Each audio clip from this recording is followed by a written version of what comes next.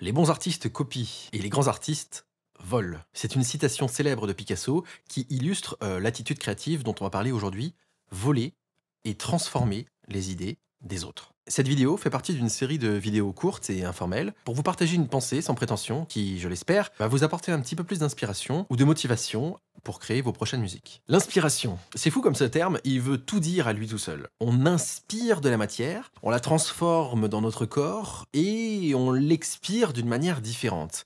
Et ben en fait, c'est tout à fait ça la créativité, l'inspiration, même en art. Il s'agit d'écouter, de tendre l'oreille.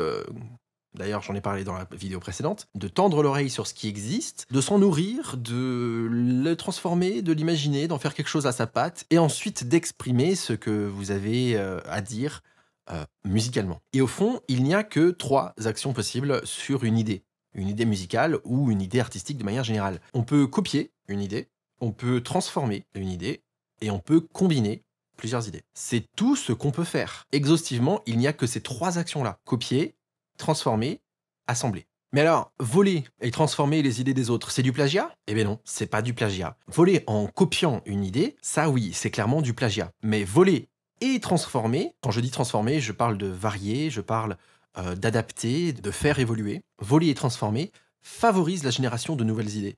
Ça fait avancer les choses, ça fait avancer un courant musical, ça fait avancer vous-même votre propre univers artistique. Et de la même manière, combiner, c'est rebondir sur une idée. Et en fait, tous les artistes sont des voleurs. Tout simplement parce que la création artistique ex nihilo, c'est-à-dire sans inspiration, sans aucune racine, la création artistique qui apparaît du néant, de nulle part, et en fait c'est un mythe, ça n'existe pas. C'est le fonctionnement du cerveau en fait. C'est comme ça qu'un enfant est créatif, c'est comme ça qu'un adulte est créatif aussi. C'est le principe de fonctionnement du cerveau. Par exemple, c'est comme ça qu'on rêve. On vit quelque chose dans la journée, et le soir, on mélange tout, on combine, on transforme, on assemble, on déconstruit pour créer un scénario. Et au fond, on peut se considérer comme étant dans une sorte de continuum créatif. Qu'est-ce que je veux dire? On s'inspire les uns les autres, en fait. Vous vous inspirez des musiciens, en retour, ces musiciens vont s'inspirer aussi de votre travail. On est comme une simple molécule d'eau dans une vague.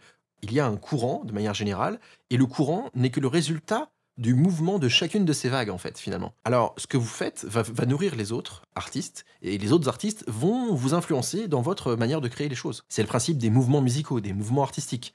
C'est le principe de la culture, de la sous-culture. D'ailleurs, il y a un documentaire à ce propos qui en parle très bien, qui s'appelle Everything is a Remix, que je vous recommande chaudement. Le lien est dans la description. Donc voilà, apprenez à vous inspirer des travaux des autres. C'est pas un mal. C'est pas être démoniaque que d'écouter ce que font les autres et de prendre une cellule musicale chez un artiste, le retravailler et le ressortir avec votre patte. D'ailleurs, en jazz, on le fait souvent. On étudie différents licks, différents phrasés chez certains artistes pour se les approprier, pour ensuite les incorporer dans ses propres solos. Ça se fait et c'est normal. Donc, comme je vous l'ai dit dans la vidéo précédente, écoutez ce qui se fait ailleurs, sortez de votre bulle, ouvrez vos œillères et analysez, comprenez leur démarche et rebondissez sur leurs travaux. Voilà. Encore une fois, je peux que chaudement vous recommander d'aller voir ce documentaire Everything is a Remix.